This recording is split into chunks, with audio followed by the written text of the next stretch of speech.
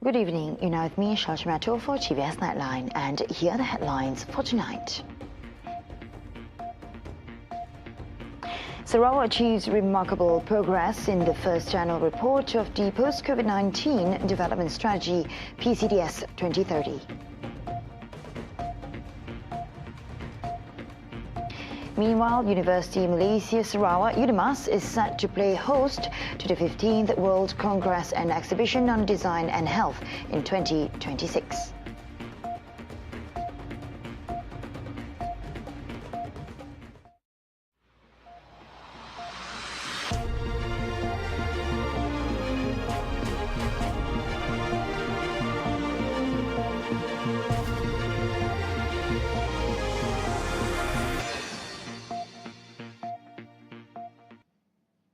We begin with this news. Sarawak has achieved remarkable progress in the first annual report of the Post-COVID-19 Development Strategy, or PCDS 2030. Sarawak Premier Dr. Padihi Tan Sri Abang Johari Tunapeng said the success in boosting the state's revenue will drive motivation to further improve household income over the next 5 years. We have achieved a certain success the first half of 2030, but we have another half to go. And this next 5 years, we have to work hard also. Though we have achieved a high income, but we want our household income to come up, including our median income. This demands hard work on our part. But what we want here, as we gather this afternoon, is what next after achieving the data. Speaking at the launching of the 2030 highlights of PCDS 2030 event at Wisma Bapa Malaysia today, Abang Johari said the report also emphasizes the strategies and achievements aggressively pursued to drive the state's development. Meanwhile, Sarawak State Secretary Dato' Amar Muhammad Abu Bakar Marzuki said the report also provides a clear picture of the bold strategies undertaken by the Sarawak government and the progress achieved. We are publicly sharing the progress and outcomes of Sarawak government programs and policies to our stakeholders.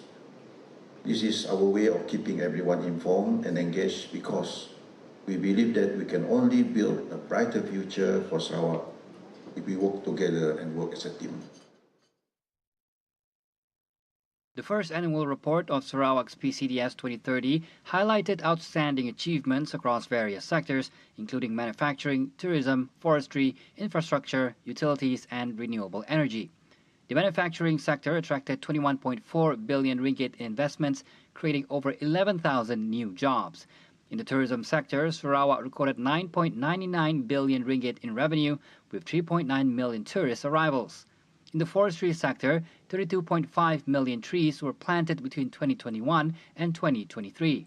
The report also highlighted infrastructure development, with 31,577 kilometers of roads completed statewide. In the utilities sector, electricity coverage has reached 99.4%, while water supply coverage has increased to 84.3%. Meanwhile, Sarawak's renewable energy sector maintains a 60% renewable energy mix and sold 5 million renewable energy certificates in 2023. And University Malaysia Sarawak UNIMAS is set to play host to the 15th World Congress and Exhibition on Design and Health in 2026. Deputy Premier of Sarawak Dr. Ahmad Dr. Sim Kui Hian stated that the Congress will touch upon issues critical to sustainable environment and economic development, aligning with the Post-COVID-19 Development Strategy 2030, PCDS 2030, and the World Health Organization's Healthy City Initiative. A gathering of global participants, the Congress will serve as an information exchange, allowing international and local experts to share and showcase their expertise in health and environmental management on a global stage. So again, that's why we want the international participation to share, to learn, and then of course, we also have our talents to show the world, because You don't have to be set. The talents can be anywhere, even from jungle or Borneo, right? And we can share with the world, but we also want the world to share with us, so that we are not as we move to 2030. The Congress is expected to draw over 1,000 participants, comprising health experts, local government officials, architects, and urban planners. The event is organized in partnership with Ministry of Public Health, Housing and Local Government Sarawak, the Sarawak Housing and Real Estate Developers Association, SHEDA, the State Health Department, and Business Events Sarawak. The upcoming 2027 Southeast Asian SEA Games, co-hosted by Sarawak and Kuala Lumpur, may see some events being held across divisions in Sarawak, similar to that of the 2024 Sukma Games. Minister for Youth, Sports and Entrepreneur Development Sarawak, Dr. Sri Abdul Karim Rahman Hamzah, said, following the success of the recent Sukma hosting, several divisions outside of Kuching have expressed interest in co-hosting some of the SEA Games events. He added the final decision now rests with the main committee in Kuala Lumpur. I will try to fight to bring Sukansi where we have been confirmed to be the co-host, not just to be played in Kuching. We will try to bring it also to the other division, but it will be decided in Kuala Lumpur. I cannot jump the gun and say it will be held in Cebu, it will be held in Miri, even though there are requests for those sports to be decentralized, dibawa ke bahagian-bahagian lain. Abdul Karim noted that such a move promotes unity and spirit of inclusivity among the multi-ethnic groups in Sarawak, adding that sports is a good way to unite the people to foster a strong community.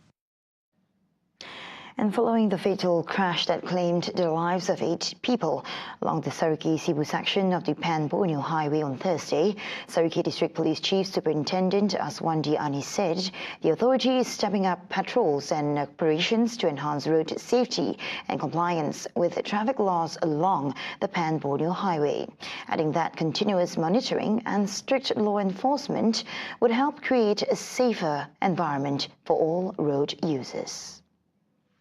Kita sentiasa membuat rondaan dan pihak kita pun melalui Jabatan Trafik pun kita buat operasi, pelbagai operasi lah untuk memastikan keadaan jalan Pan Borneo dan pengguna itu mematuhi undang-undang jalan raya.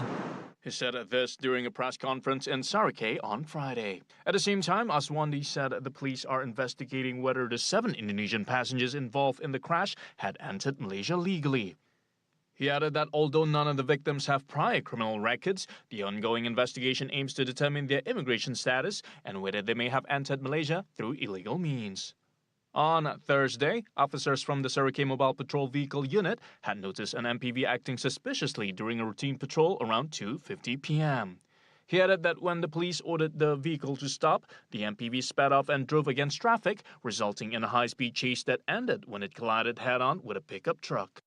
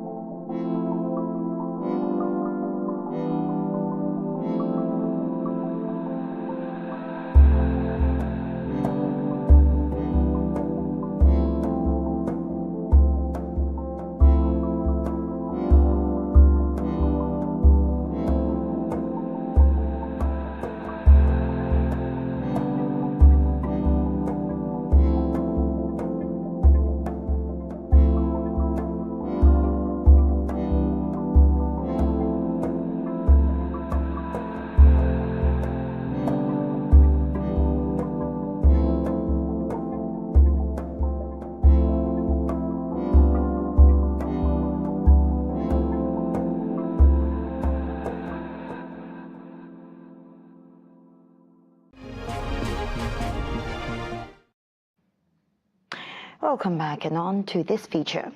Coco Chanel once said, "Every day is a fashion show and the world is the runway." Well, according to Sarawak-born Yaakob Taha, his first solo show unveiled at Theatre Hotel transcends everyday inspiration, meets high fashion on the center stage of the Yakuta Crosswalk of Life. Yakuta 2025 collection, a showcase of 45 garments which invited muses, local individuals who do not just walk the runway but to co-create the collection. From tailored jackets and flowing tunics, Yakub's signature wears were modeled by individuals from all walks of life.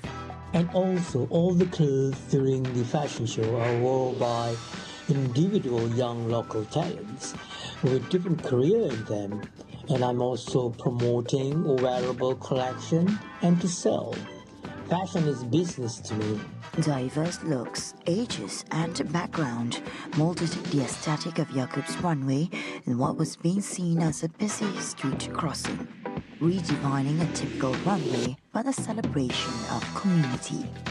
While the solo debut ended with a standing ovation, designs were sold out by buyers, among them mostly from attendees of the show held in Kuching recently, exuding creativity and garments that can thrive in the competitive retail space.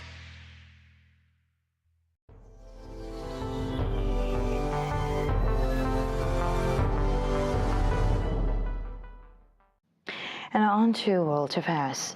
The International Criminal Court (ICC) issued arrest warrants this morning for Israeli Prime Minister Benjamin Netanyahu and his former Defense Minister Yoav Gallant, as well as Hamas military chief Mohammed Deif. A statement from the court said Netanyahu and Yoav Gallant were accused of crimes against humanity and war crimes committed from at least October 8, 2023 until at least May 20, 2024.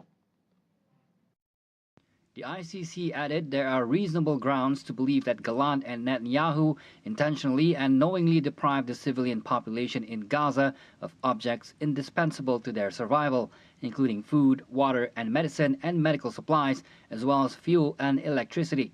The Palestinian Authority and Hamas both welcomed the warrants, though without mentioning Deif. In a video statement, Netanyahu said that Israel rejects with disgust the absurd and false actions leveled against it by the ICC, accusing it of anti-Semitism. Meanwhile, the European Union's foreign policy chief said the arrest warrants were binding and should be implemented. It is not a political decision. It is a decision of a court of justice, of the International Court of Justice. And the decision of the court has to be respected and implemented. This decision is a binding decision, and all states parties of the court, which include all members of the European Union, are binding to implement this court decision. The ICC's move theoretically limits the movement of Netanyahu, as any of the court's 124 national members would be obliged to arrest him on their territory. The court's chief prosecutor, Karim Khan, urged the body's members to act on the warrants and for non-members to work together for upholding international law. See you world closer with TVS as we bring the latest news updates both locally and internationally. For more headlines anytime, anywhere, just head on to our official website at tvsarawak.my or follow us on our social media platforms at TV Sarawak. And those were the updates on TVS Nightline. I'm Shola Shamato. Thank you for watching and have a good night.